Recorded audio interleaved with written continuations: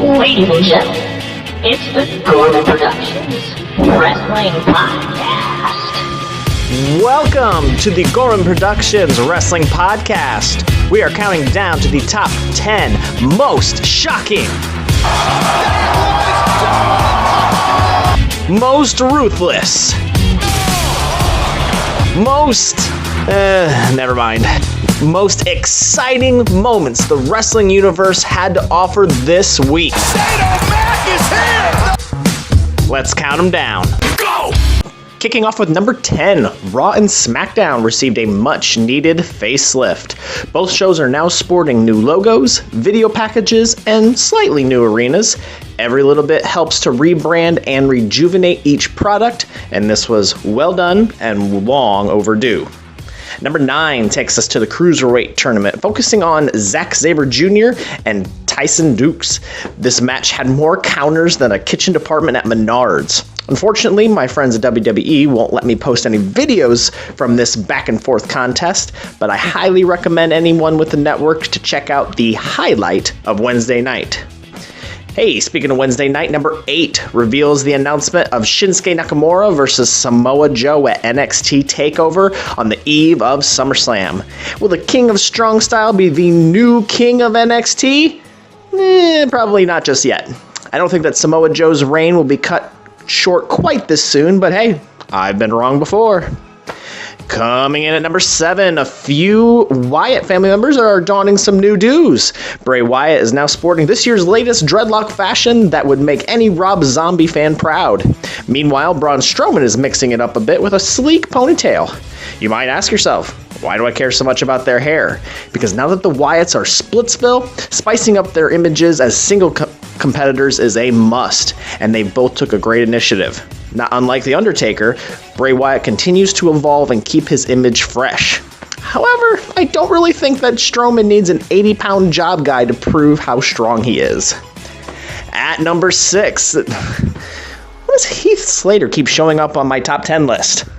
Well, perhaps he saw my post last week encouraging him to come back with a new gimmick. Unfortunately, though, the Sign Heath Slater segment had the best of intentions, but was poorly executed.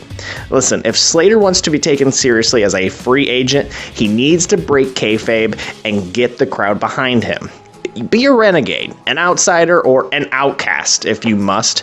But listen, true outcasts don't have t-shirts made for themselves. Otherwise, you'll be destined to be, look familiar? Rolling into number 5. Did he just say Backlash?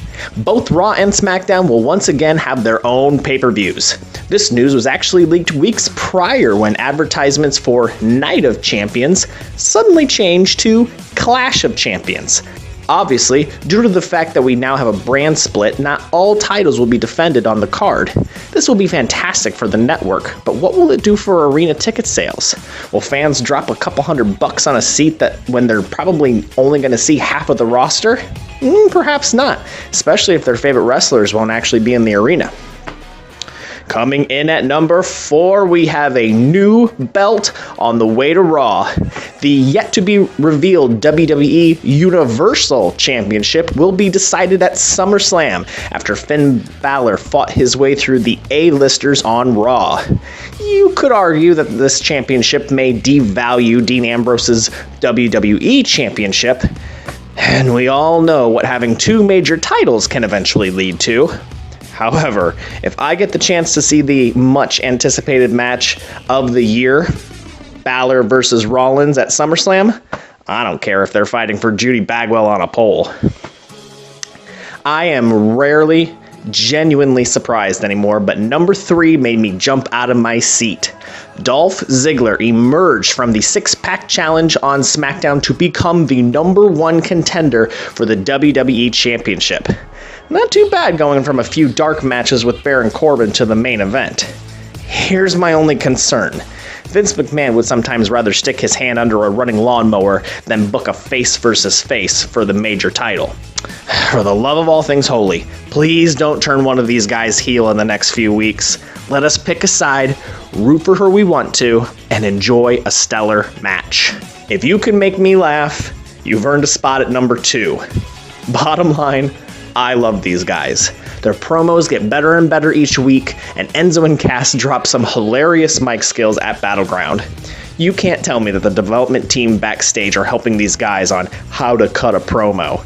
True comedy is not easily pulled off in the ring, and not since The Rock have I literally laughed out loud during some basic mic time.